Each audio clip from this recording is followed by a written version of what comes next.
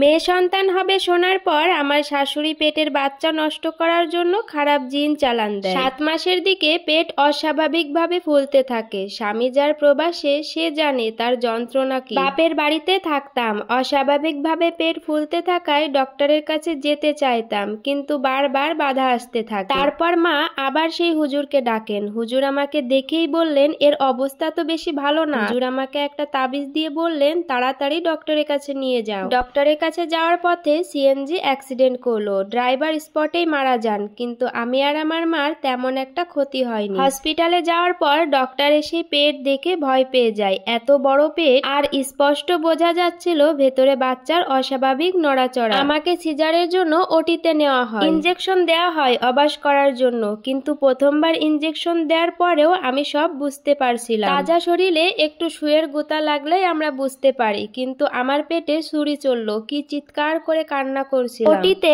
Doctor nurse সবাই ভয় পেয়ে গেলেন আমার রক্তক্ষরণ দেখে। দ্বিতীয়বারের মতো আমাকে অবাস করার জন্য ইনজেকশন দেওয়া হয়। এতে করে আমার ঘাড়ে তীব্র যন্ত্রণা শুরু হয়। 40 মিনিট পরে আমার বাচ্চা প্রসব হয়, কিন্তু আমার বাচ্চাটা পুরোপুরি অস্বাভাবিক, মানুষের মতো দেখতে নয়। সিজারের পর আমি 3 দিন সেন্সলেস ছিলাম। আমার কলিজার টুকরোকে আমি একটি বারের জন্য কোলে নিতে পারি। সবাই দেখে ভয় পেয়েছে আমার সন্তানকে। 12 দিন পর হসপিটাল থেকে বাড়ি ফিরি। আমার স্বামীও কান্নাকাটি করছিল। বাড়ি আসার 5 দিন পর আমার সন্তানটা মারা যায়। এই কষ্টটা আমি একদম মেনে নিতে পারিনি। একজন মাই বুঝবে সন্তান হারানোর কষ্ট কতটা। হুজুর আমাকে দেখতে আসেন। তিনি বলেন তোর উপর যে শয়তান জিনটা চালান দেওয়া হয়েছিল সেই তোর সন্তানকে মেরে ফেলেছে। তবে একটা খুশির খবর হলো ওই বদ জিন তোর আর কোনো ক্ষতি করবে না। এবার তোর শাশুড়ির চরম ক্ষতি হবে দেখে নিস। তার ঠিক 1 মাস পর শাশুড়ি হঠাৎ কল দিয়ে কান্নাকাটি করে, মাফ করে দাও, আমাকে বাঁচাও। আমি অবাক হয়ে বললাম কেন,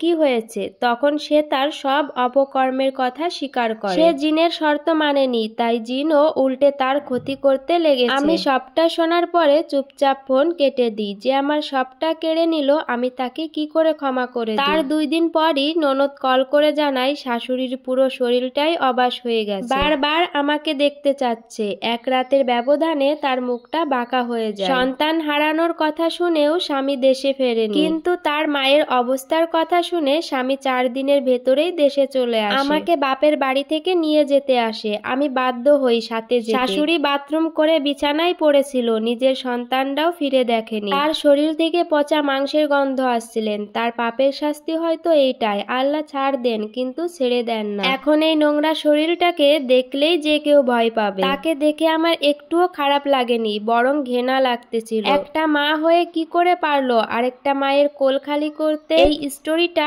একটা আপুর জীবন থেকে নেওয়া। আমার প্রথমে অনেকটা কাল্পনিক লাগছিল, কিন্তু পরে ভাবলাম এরকম ঘটনা তো অনেকের জীবনেই ঘটে। কিছু কিছু শাশুড়ি মেয়ে সন্তান একদমই পছন্দ করে না, তারা ভাবে ছেলে সন্তানই তাদের বংশের বাতি। এই আপুর শাশুড়ি তার সন্তানকে ঠিকই কেড়ে নিলেন, কিন্তু নিজেও পৃথিবীর বুকে টিকে থাকতে পারলেন না। এই গল্পের প্রথম পার্টটা কমেন্ট বক্সে লিংক দেওয়া থাকবে, আপনারা যারা প্রথম পার্ট দেখেননি তারা গিয়ে দেখে নিতে পারেন।